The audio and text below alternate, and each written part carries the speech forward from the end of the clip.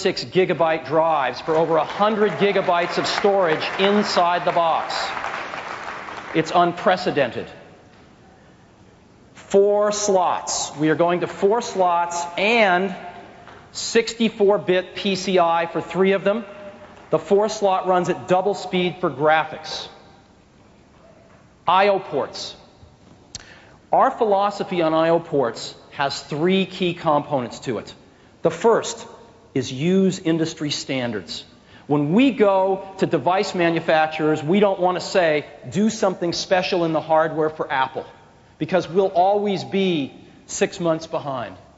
We want to go to them and say, you can build one piece of hardware and sell it on Macintoshes or in the PC market. Now, sometimes industry standards exist and we'll adopt them. Other times they don't, and we're going to have to create them, as we are now doing with FireWire.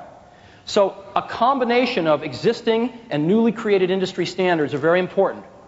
Second, serial versus parallel. We come down on the side of high-speed serial interfaces. We're tired of these big, gigantic cables. We'd like our cable lengths to be longer. We'd like our connectors to be smaller. High-speed serial interfaces and plug and play.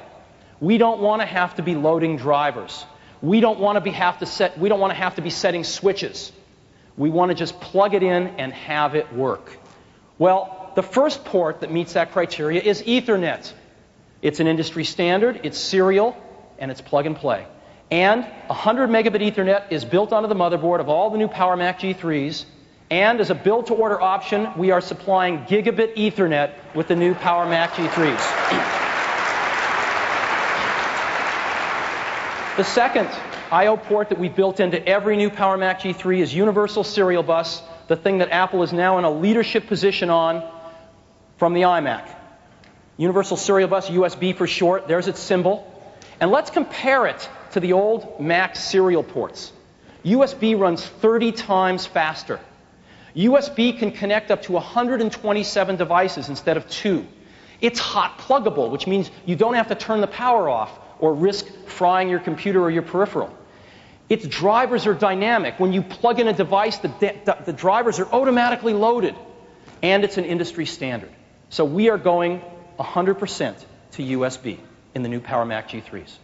And because of getting a head start with the iMac, the USB devices are powering up. At the end of last quarter, a few weeks ago, there were over 80 USB devices announced, and about 60 of them are shipping now. We have a whole section of our booth devoted to USB devices, and it's incredible the stuff that is now shipping. We believe that by the end of this quarter, by the end of March, there will be close to 100 USB devices shipping.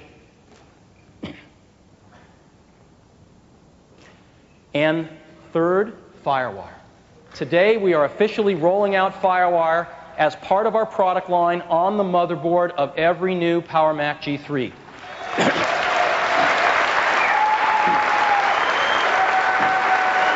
Now, what is FireWire? What is FireWire? Think of FireWire as USB, but rather than running at 12 megabits per second, it's running at 400 megabits per second. And it's already an established industry standard. Now, where does all this come from? Well, we have to go back. We have to go back a dozen years to when Apple rolled out SCSI. It was a brilliant decision at that time to use one interface to connect to both internal disk drives and bring a connector out the back to connect to disk drives externally and other peripherals like scanners and other things. It was great. The problem was history has passed it by. Because SCSI is now, the SCSI that Apple builds in for the external port is way too slow to serve internal disk drives. For internal disk drives in the new PowerMac G3s, we've built in the latest and greatest Ultra ATA. It's super fast to talk to disk drives. And at the high end, we offer an Ultra 2 SCSI card.